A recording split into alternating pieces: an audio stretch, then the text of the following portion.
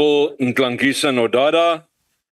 Good afternoon, honourable members. Please join me now in welcoming the Deputy Minister of Small Business Development. I call Honourable Jane Sithole.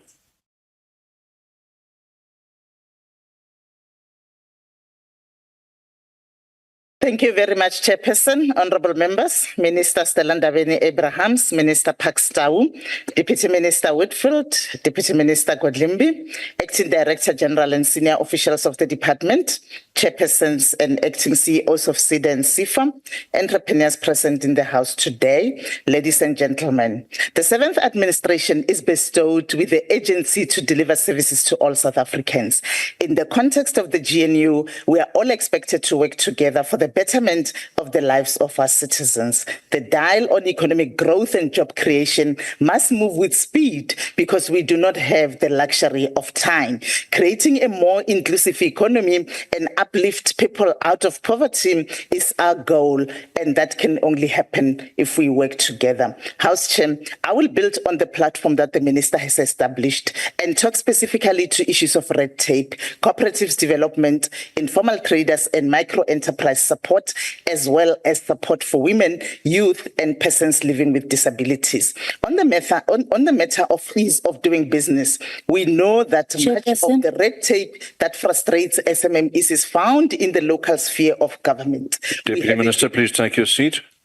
Thank you, Chairperson. I just want to alert the House that I've been hearing people referring to persons living with disabilities, and they don't actually appreciate that. Persons with disability.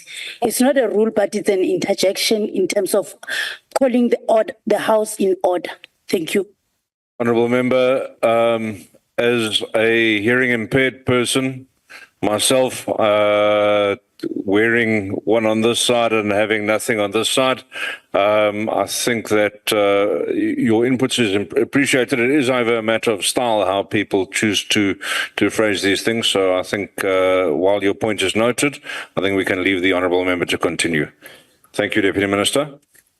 Thank you, House Chair. On the matter of ease of doing business, we know that much of the red tape that frustrates SMMEs is found in the local sphere of government. We have a duty to make it easier for our SMMEs to do business. Overcoming this barrier requires a laser-sharp focus on red tape reduction and not just rhetoric that yields no significant difference. The department will enhance its monitoring role, and during the 2024-2025 financial year, will focus on developing sector indicators for red tape reduction and the ease of doing business. The department will move to establish the Office of the Small Business Ombuds, as stated by the Minister when she outlined the National Small Enterprise Amendment Act. This will begin to address the issue of non-payment and late payment of SMMEs by government and the private sector, which causes tens of thousands of small businesses to shut shop each year. The department will also this year finalize the Business Licensing Amendment Bill, which will streamline business licensing procedures and costs across all spheres of government. Honourable Chairperson, allow me to speak to the matter of cooperatives development. This is an area that we are prioritizing as much work needs to be done there.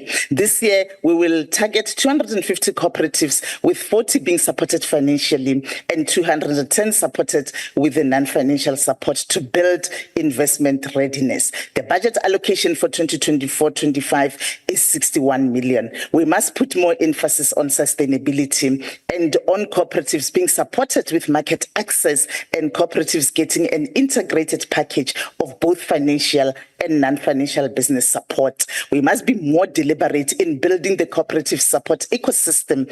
Without this ecosystem, cooperatives will continue to struggle with issues of sustainability. Honourable members, in respect of the informal economy and micro-enterprise that are a buffer to the impoverished and unemployed, we have adopted a holistic approach to support informal micro-enterprises, including cutting red tape. Our key intervention is the informal Microenterprise Development Program, which is a 100% grant offered to informal and micro enterprises from the minimum of 500 rand to the maximum of 15,000 rand. Through this program, we've delivered business equipment and machinery to many informal traders across the country. During 2023-24, we allocated 20 million and we were able to support 2,076 informal businesses to the tune of 27,936,000 rand across the 9 provinces, dispersed as follows. In the Eastern Cape, we supported 539 beneficiaries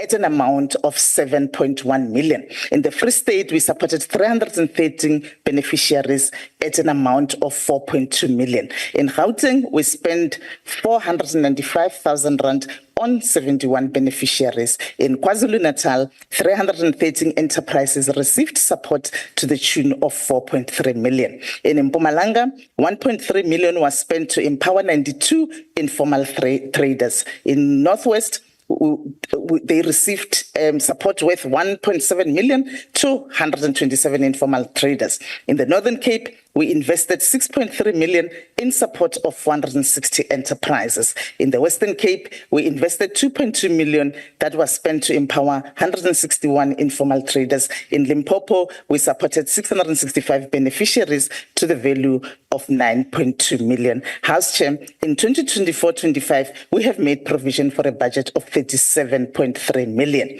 Finally, House Chair, I'll talk to our intervention targeting women, youth, and persons with disabilities. This through CEFA, 649 million will be dispersed to youth-owned businesses through direct and wholesale lending, blended finance and grants. The Youth Challenge Fund is specifically designed to encourage youth innovation and startups. For 2024-25, we're also planning through CEFA to disperse 866 million to women-owned businesses and 64 million to businesses owned by persons with disabilities. House Chair, while others find relevance in mobilizing on the basis of racial hatred, there is no doubt that the GNU has gained investor confidence and credibility. While they climb on podiums like this and spit racial venom, we must be intentional about removing impediments that hamper small enterprises and cooperatives, especially in townships and villages, to thrive. In our quest to build, we must be careful of the breakers who discourage people to be entrepreneurs because they themselves have failed. Nothing good has ever come out of bitterness. South Africans are looking at the 7th administration with optimism, and we dare fail them. We have a duty to uplift people out of poverty and ensure that no one is left behind. I thank you, House Chair.